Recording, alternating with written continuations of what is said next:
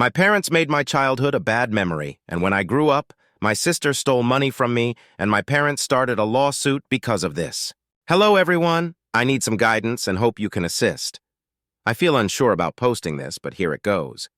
Recently, we relocated to a bigger home, a new beginning for my occupied parents and me.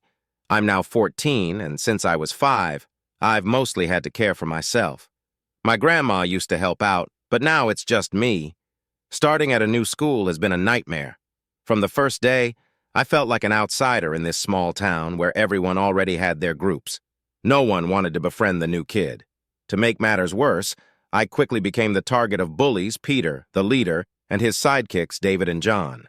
They aimed to make my life miserable. The bullying began with snide remarks and dirty looks, but quickly escalated. They'd trip me in the hallways, knock my books out of my hands, and lock me in the janitor's closet. They spread a rumor that I wet my bed, earning me the embarrassing nickname, Wet Willie. No one believed me when I tried to defend myself. My parents were too busy to notice. My dad's big promotion, the reason we moved, and my mom's job stress kept them preoccupied. Whenever I tried to tell them about school, they dismissed it as me being dramatic or said I needed to toughen up. The teachers didn't help either. When I reported the bullying, they told me to ignore it or that boys will be boys. One time, I finally snapped and fought Peter. Of course, I was the one who got detention. The principal called my parents, who were furious. They didn't want to hear my side. They only saw that I had gotten into trouble. Things worsened when Peter and his gang started rumors that I was gay.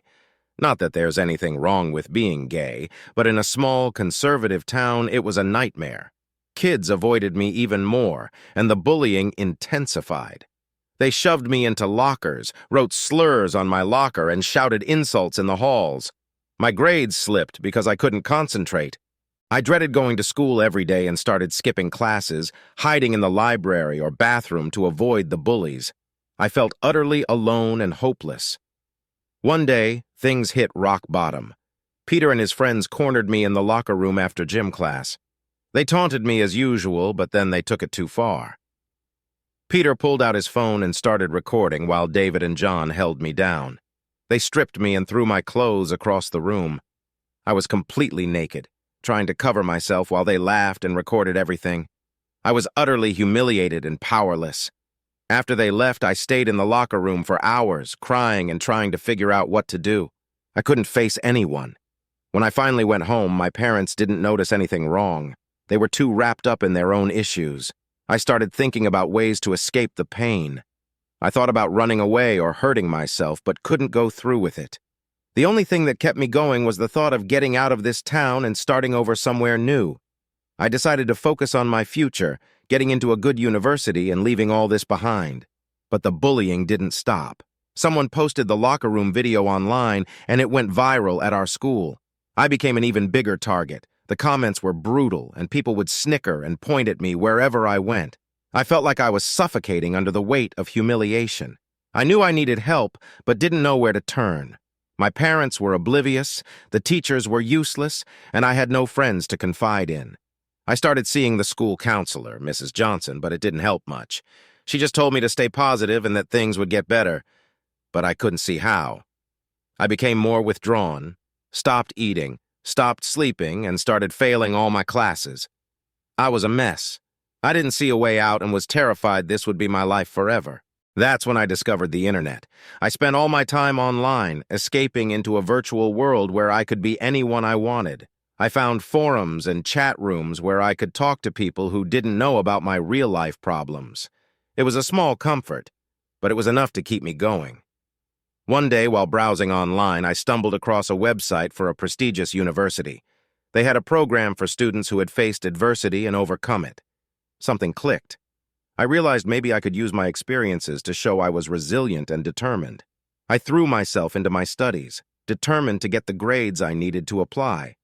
It was tough, especially with the constant bullying, but I kept reminding myself of my goal.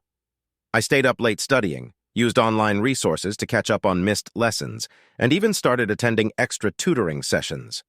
As the application deadline approached, I poured my heart into my personal statement. I wrote about the bullying, the humiliation, and the loneliness.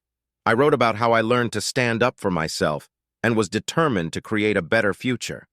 It was the hardest thing I'd ever written, but also cathartic. For the first time, I felt like I was taking control of my story. The day I submitted my application, I felt a glimmer of hope. I knew getting accepted was a long shot, but it was the first time in a long time I felt like I had something to look forward to. The months that followed were some of the hardest. The bullying continued, and my parents remained oblivious, but I held on to that hope. When the acceptance letter finally came, I couldn't believe it.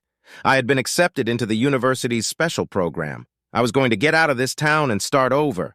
Telling my parents was bittersweet. They were proud but didn't understand the full extent of what I had been through. They saw the acceptance as a validation of their decision to move and their hard work, not realizing how much I had suffered.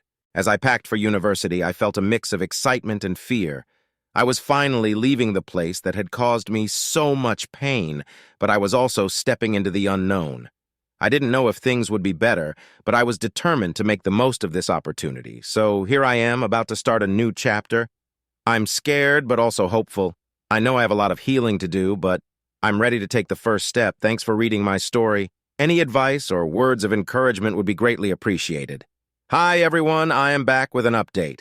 Thanks for all the support and advice from my last post. Here's what's been happening since then.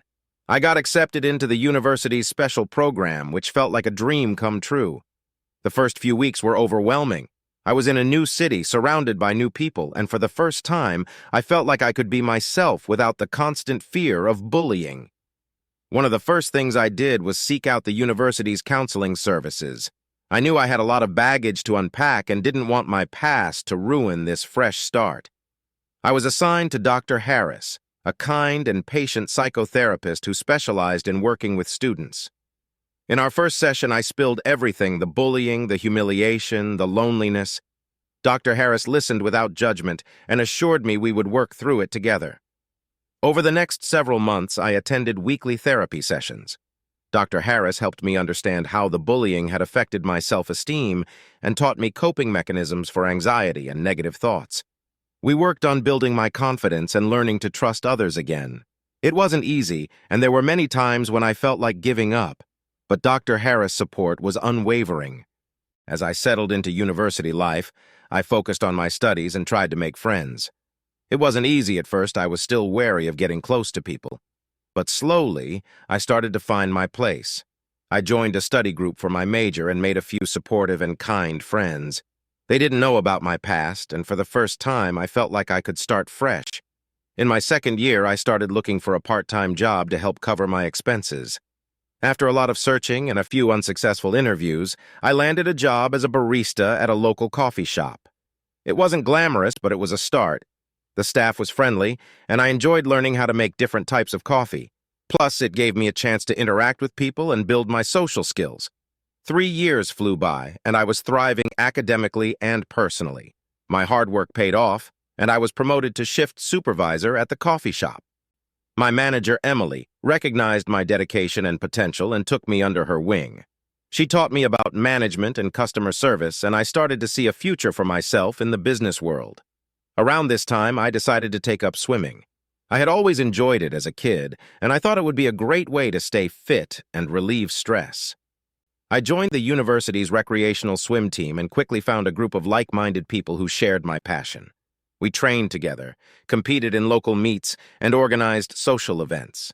It felt amazing to be part of a team and have friends who supported and encouraged me. Swimming became a huge part of my life, and I started thinking about how I could turn this passion into something more. I began researching the idea of starting a business related to swimming. I noticed a gap in the market for high-quality, affordable swim gear and accessories. After months of planning and saving, I took the plunge and opened a small business with one of my teammates, Lily. We called it Swim Pro. Starting Swim Pro was one of the most challenging and rewarding experiences of my life. We began by selling swim caps, goggles, and training gear online. We used social media to market our products and participated in local swim meets to spread the word. The first few months were tough, and there were times when we doubted if we'd make it, but our dedication paid off, and our business started to grow. Balancing university, my part-time job, and running Swim Pro was no small feat. There were late nights and early mornings, and I had to learn to manage my time effectively. But seeing our business grow and knowing we were helping other swimmers made it all worth it. After graduation, I decided to focus on Swim Pro full-time. With the additional time and effort, Swim Pro expanded rapidly. We moved from online sales to opening a small storefront near the university. We hired a few employees and started offering swim coaching clinics on weekends. Our reputation grew, and we began getting orders from swim teams and clubs across the state. Throughout all this, I continued my therapy sessions with Dr. Harris. Even though my life was on an upward trajectory, I knew maintaining my mental health was crucial. Dr. Harris helped me navigate the stresses of running a business and reminded me to take time for self-care. Looking back, it's incredible to see how far I've come. From being the bullied kid in high school to a successful business owner, the journey has been filled with ups and downs. There were times when I felt like giving up, but I'm so glad I didn't. The support from my friends, the lessons from my therapist, and my passion for swimming all played crucial roles in my transformation. Today, Swim Pro is thriving, and I'm proud of what we've built. We're planning to expand our product line and open a second store in a neighboring city. I've also started volunteering as a swim coach for local youth programs, hoping to inspire and support young swimmers the way others have supported me. I still have moments of self-doubt and anxiety, but I've learned to manage them and focus on the positive aspects of my life. I'm grateful for the opportunities I've had and the people who've helped me along the way. If there's one thing I've learned, it's that resilience and determination can overcome even the toughest challenges. Thanks for reading my update. Your encouragement and advice have meant the world to me. If anyone out there is struggling, just know that things can get better, and there's always hope for a brighter future. 3 years into running Swim Pro, things were looking up. Our business was expanding, our customer base was growing, and I felt like I had finally found my place in the world. But life has a way of throwing unexpected challenges when you least expect them. It started on an ordinary Tuesday. I was at the shop working on new product listings when I got a call from my mom. I hadn't spoken to my parents much since moving to university. We were still pretty estranged. Hearing my mom's voice filled with panic was unusual and sent a shiver down my spine. "Your dad's in the hospital," she said, her voice breaking. "He had a heart attack." I rushed to the hospital, my mind racing. Despite our strained relationship, he was still my dad, and I couldn't imagine losing him. When I arrived, the doctors told us he was in critical but stable condition. The next few days were a blur of hospital visits and tense conversations with my mom. It was a stark reminder of how fragile life is and how quickly things can change. My dad pulled through, but the experience shook me. I realized how disconnected I had become from my family. We decided to start family therapy to rebuild our relationship. It was difficult, confronting years of neglect and misunderstanding, but it felt necessary. Just as things seemed to be settling down, another crisis hit. One evening, I received a frantic call from Lily, my business partner. "Someone's broken into the store," she said, her voice trembling. "They trashed the place." I rushed over, my heart pounding. When I arrived, I was met with a devastating sight. The windows were shattered, shelves were overturned, and our stock was either stolen or destroyed. It was a nightmare. The police came, took statements, and started an investigation, but the damage was done. The break-in was a massive setback. We had insurance, but it would take time to process the claim, and the loss of inventory was a huge blow. I felt a mix of anger, frustration, and helplessness. We had worked so hard to build Swim Pro, and in one night, it felt like it had all been taken away. Lily and I spent the next few weeks picking up the pieces, both literally and figuratively. Our customers were incredibly supportive, and we received a lot of help from the local community, but it was still a tough period. We decided to install a more robust security system and took additional measures to protect our business. In the midst of this chaos, I received another shock. One day, while going through some old family documents, I found a letter addressed to me. It was from my grandmother, written shortly before she passed away. In the letter, she revealed that my dad wasn't my biological father. My biological father was someone my mom had a brief relationship with before meeting my dad. The revelation hit me like a ton of bricks. I felt like my entire identity was called into question. I confronted my mom about it, and she broke down, admitting that she had kept it a secret to protect me and to avoid hurting my dad. I didn't know how to process the information. It felt like another betrayal, another lie in a lifetime of feeling overlooked and misunderstood. I decided to look for my biological father. It was a difficult decision, but I felt like I needed answers. After some searching, I found out that he had passed away a few years ago. However, I discovered that I had a half-sister. I reached out to her and we decided to meet. Meeting my half-sister was a surreal experience. She was kind, welcoming, and eager to learn about me. We bonded over shared traits and stories about our father.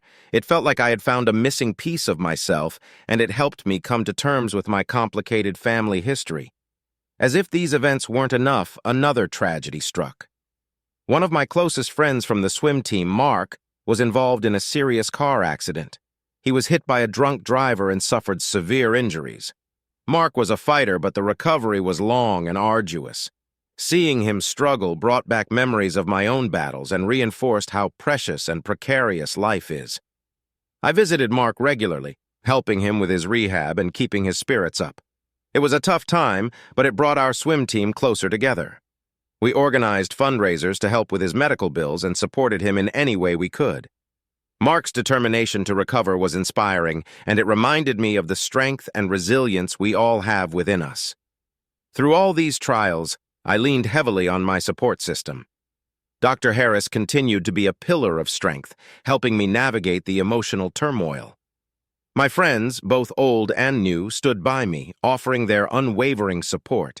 And even though my relationship with my parents was still rocky, we were making progress in therapy. SwimPro eventually bounced back. The break-in had set us back, but it also motivated us to push harder and be more innovative. We launched new product lines, improved our online presence, and expanded our reach. The support from our loyal customers and the community played a significant role in our recovery. Looking back, it's hard to believe how much has happened. The bullying, the university challenges, starting a business, the family revelations, and the tragedies each event shaped me in ways I never could have imagined. They tested my resilience, my capacity for forgiveness, and my ability to adapt and overcome. Life is unpredictable, and while it can be incredibly tough, it can also be filled with unexpected blessings and opportunities for growth. I've learned that it's okay to ask for help, to lean on others, and to take things one day at a time. Most importantly, I've learned to be kinder to myself and to cherish the moments of joy and connection. Thanks for reading my story. Your support and advice have been invaluable, and I hope sharing my journey can offer some comfort or insight to anyone going through tough times. Remember, you're not alone, and things can get better, even when it feels like the world is falling apart. Things were finally starting to look up. SwimPro was back on its feet, and we were even considering opening a second store in a neighboring city. Lily and I were working tirelessly, but it felt good to see our efforts paying off. The support from our community and customers was overwhelming, and it motivated us to keep pushing forward. Around this time, I was also growing closer to my half-sister, Emma. Meeting her had been a whirlwind, and it felt like I had found a piece of family I never knew I was missing. We started spending more time together, getting to know each other and sharing stories about our father. She seemed genuinely interested in building a relationship with me, and I was excited about the possibility of having a sibling I could rely on. However, things started to take a strange turn. At first, it was little things Emma would ask to borrow money, which I didn't mind at all. But then she started making larger requests, like asking for help with her rent and bills. I understood that she was going through a tough time, so I helped out as much as I could. After all, she was family. One day, Emma called me in tears, saying she had lost her job and was about to be evicted. She begged me to let her stay with me until she could get back on her feet. I hesitated, but eventually agreed. I had a spare room, and I couldn't turn my back on her when she was in need. At first, things seemed fine. Emma was grateful and promised to find a new job quickly. But weeks turned into months, and she showed no signs of making an effort to change her situation. She'd sleep in late, spend hours watching TV, and never contribute to household chores. I was still covering her expenses, and it was starting to take a toll on me financially and emotionally. The final straw came when I discovered that Emma had been using my credit card without my permission. I found several unauthorized charges, including expensive clothing and electronics. When I confronted her, she broke down in tears, apologizing and promising it wouldn't happen again. She claimed she was just trying to make herself feel better and didn't realize the impact it would have on me. I felt conflicted. Part of me wanted to believe her, to help her through whatever she was dealing with, but another part of me was furious and felt betrayed. I decided to give her one last chance. I told her she needed to find a job and start contributing to the household or she would have to leave. Things didn't improve. Emma continued to take advantage of my kindness, and the tension between us grew. One evening, I came home to find that she had thrown a party without my permission. My house was a mess, and some of my personal belongings were missing. I confronted her again, and this time, she lashed out, accusing me of being selfish and not understanding her struggles. That night, I made the difficult decision to ask her to leave. I couldn't keep enabling her behavior, and I needed to protect myself and my mental health. Emma didn't take it well. She stormed out, leaving behind a trail of anger and hurt. A few days later, I received a call from a debt collector. Apparently, Emma had taken out a loan in my name using my personal information. I was shocked and felt completely betrayed. I never thought she would go that far. I immediately reported the fraud and started the process of clearing my name, but the damage had been done. It was a long and stressful ordeal, and it took months to resolve. The experience with Emma left me feeling deeply hurt and mistrustful. It was hard to believe that someone I had welcomed into my life and tried to help could betray me in such a way. I struggled with feelings of guilt, wondering if I had missed signs or could have done something differently. During this time, my therapy sessions with Dr. Harris became even more crucial. She helped me work through my feelings of betrayal and guilt and reminded me that it was okay to set boundaries and protect myself. It was a painful lesson, but I learned that sometimes even family can let you down. Despite the setbacks, SwimPro continued to grow. We opened our second store and it was a huge success. Lily and I expanded our product line and started offering swim classes and clinics. The business was thriving, and it was a welcome distraction from the personal turmoil I was experiencing. I also leaned on my friends from the swim team and the business community. Their support and encouragement helped me stay focused and positive. I realized how important it was to surround myself with people who genuinely cared about me and wanted to see me succeed. Life has a way of testing us, and the experience with Emma was one of the toughest challenges I've faced. But it also taught me a lot about resilience, trust, and the importance of setting boundaries. I'm still healing from the betrayal, but I'm moving forward and focusing on the positive aspects of my life. Thank you for taking the time to read my story. Your advice and support have been invaluable, and I appreciate everyone who has reached out.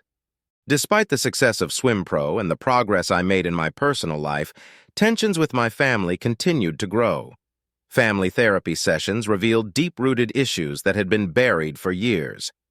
My parents and I were trying to bridge the gap that had formed in my childhood.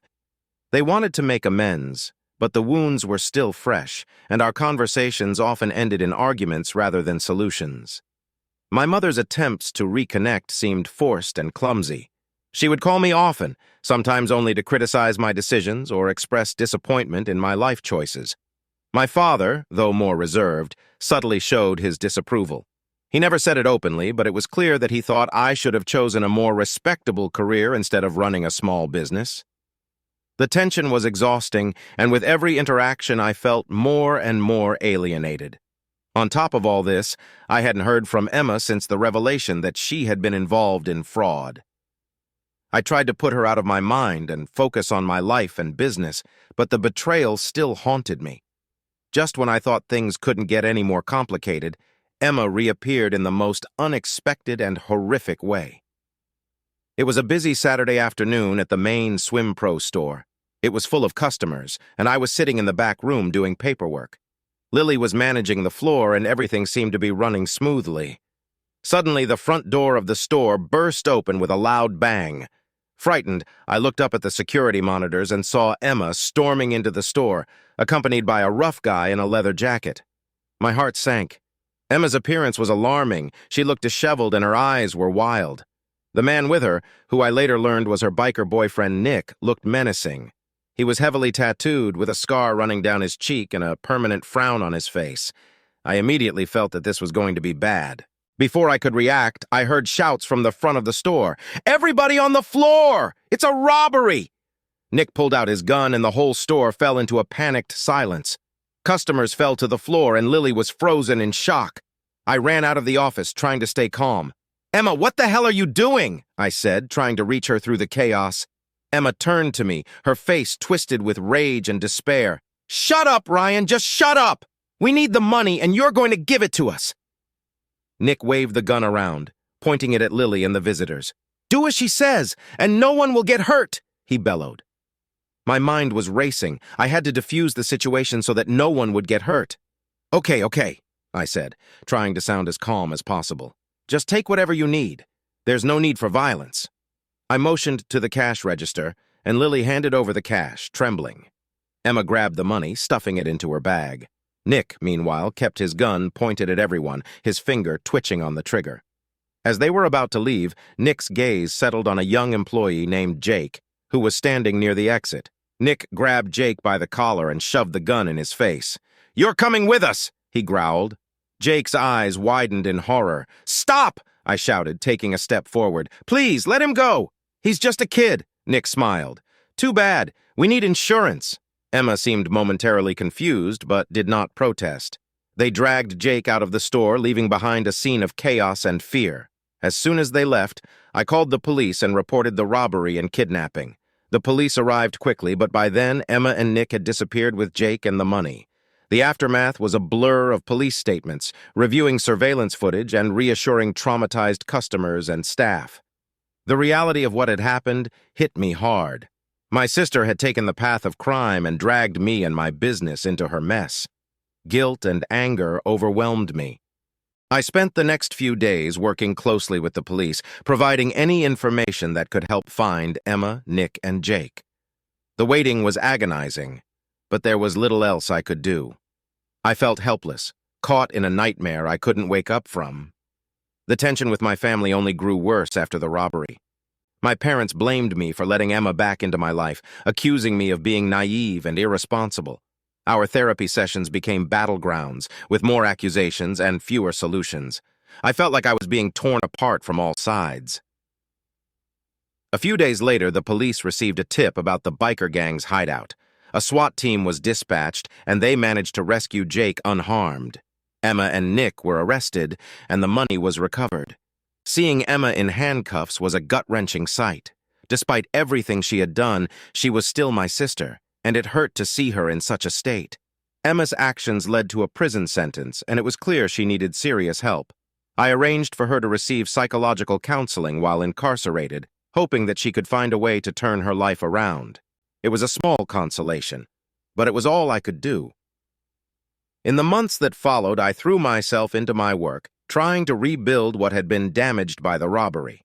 SwimPro managed to recover, thanks to the support of our loyal customers and the dedication of our staff. The experience had left scars, both on the business and on me personally, but it also reinforced my determination to keep moving forward. The relationship with my family remained strained. Our attempts at reconciliation were fraught with tension and unresolved issues. I realized that while I could hope for better days, some wounds would take a long time to heal, if they ever did at all. Through it all, I leaned heavily on my friends and my therapist, Dr. Harris. They provided the support and stability I desperately needed. Slowly, I began to find a new equilibrium, balancing the demands of my business with the ongoing process of healing from the emotional turmoil of my family's actions. Thank you for following my story and for all the support and encouragement along the way. In the aftermath of the robbery and the shocking revelation of my half-sister's actions, I hoped things would start to stabilize. Unfortunately, the tension with my parents only intensified. Our therapy sessions had become increasingly hostile, with more shouting matches than meaningful conversations. My parents, especially my mother, were relentless in their accusations and criticisms. They blamed me for Emma's behavior, for the robbery, and even for the strained relationship within the family. One evening, after yet another explosive therapy session, my parents announced that they were done with counseling. My mother looked me straight in the eyes. "This is pointless. You clearly don't appreciate anything we've done for you. We're done trying." I was taken aback. What do you mean? We need to work through this. We've done enough, my father interjected. We raised you, gave you everything. This is how you repay us? By dragging this family's name through the mud? I was speechless. Their refusal to continue therapy felt like a betrayal. They were essentially abandoning any hope of reconciliation, leaving me to deal with the fallout on my own. I stormed out of the session, feeling utterly defeated. A few weeks later, I received a letter from a law firm representing my parents. They were suing me for $100,000, claiming it was compensation for the cost of raising me. The letter detailed how they had spent an enormous amount of money on my upbringing, private schools, extracurricular activities, and living expenses, and now they wanted to be reimbursed for their investment. I was livid. It felt like the ultimate act of betrayal. Not only were they refusing to acknowledge the emotional damage they had caused, but now they were also demanding monetary compensation for doing what any parent should do, raising their child. I called my parents, trying to understand their reasoning. How could you do this to me? My voice shaking with anger. My mother's response was cold and calculated. You've proven time and time again that you're ungrateful for everything we've done. You've caused nothing but trouble and embarrassment for this family. It's time you paid us back. This is insane. You're my parents. You're supposed to support me. My father chimed in. Consider it a lesson in responsibility, Ryan. Maybe this will teach you to appreciate what you have. I hung up the phone, feeling a mix of rage and despair. How could they do this? How could they turn their backs on me in such a callous way? The legal battle that followed was grueling. My lawyer, who was both empathetic and fiercely determined, assured me that the case was absurd and that we would fight it every step of the way. Throughout the litigation process, my parents' true colors became painfully clear. They submitted detailed records of expenses, itemizing everything from school fees to the cost of family vacations. They painted a picture of themselves as long-suffering parents who had been burdened by an ungrateful child. It was humiliating and heartbreaking to see how little they valued our relationship. The legal proceedings dragged on for months, draining me both emotionally and financially. I had to take time away from SwimPro to deal with court appearances and meetings with my lawyer. The stress was immense, and I often found myself lying awake at night, wondering how things had gone so wrong. Despite the turmoil, I found strength in the support of my friends, my therapist, and my team at SwimPro. Lily and the other employees stepped up, ensuring the business continued to run smoothly in my absence. My therapist, Dr. Harris, helped me navigate the emotional wreckage, reminding me to take things one day at a time and to focus on my own well-being. In court, my parents' case began to unravel. The judge questioned the legality and morality of their claim, and my lawyer skillfully highlighted the absurdity of suing a child for the cost of their upbringing. After several tense sessions, the judge dismissed the case, ruling in my favor. While the legal victory was a relief, it didn't erase the emotional damage. The lawsuit had driven a final wedge between me and my parents. I couldn't bring myself to speak to them after that, and they made no effort to reach out to me.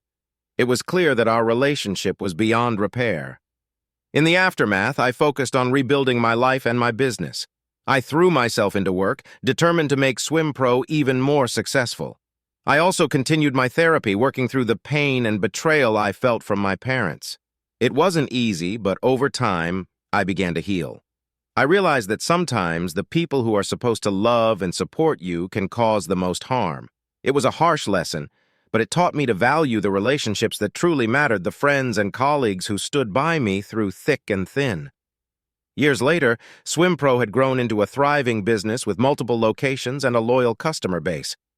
I found happiness and fulfillment in my work and in the supportive network of friends and mentors I had built around me. While the scars from my family's actions remained, they no longer defined me. I had forged my own path, and I was proud of the person I had become. To anyone going through a similar struggle, know that you're not alone. It's okay to distance yourself from toxic relationships, even if they're family. Surround yourself with people who lift you up and never lose sight of your own worth. Life is too short to be weighed down by the negativity of others. The news came on a quiet Tuesday evening. I was at home, finishing up some work for SwimPro, when my phone rang. It was a number I didn't recognize, but something compelled me to answer. The voice on the other end was somber, a police officer delivering the kind of news no one ever wants to hear. My parents had been in a car accident. They didn't survive. The officer explained that my father had been driving under the influence, swerving off the road and hitting a tree. My mother had been asleep in the passenger seat. Both of them died on impact. The details blurred together as I listened in shock, trying to comprehend the reality of what I was hearing. The following days were a whirlwind of emotions and responsibilities. Arrangements had to be made for their funerals, and despite everything that had happened between us, I felt a deep sense of obligation to handle things properly. I contacted family members, dealt with the funeral home, and sorted through their affairs. It was a surreal experience, organizing the final rites for people who had caused me so much pain. The day of the funeral was overcast, matching the heavy feeling in my chest. A small gathering of family and a few old friends came to pay their respects. As I stood by the graves, watching the caskets being lowered into the ground, a flood of conflicting emotions washed over me. There was sorrow, of course they were my parents, and despite everything, losing them was devastating. But there was also anger, frustration, and a sense of unresolved conflict. So many things had been left unsaid, so many wounds never healed. After the funeral, I returned to my parents' house to sort through their belongings. Walking through the empty rooms, I was hit by a wave of nostalgia and bitterness.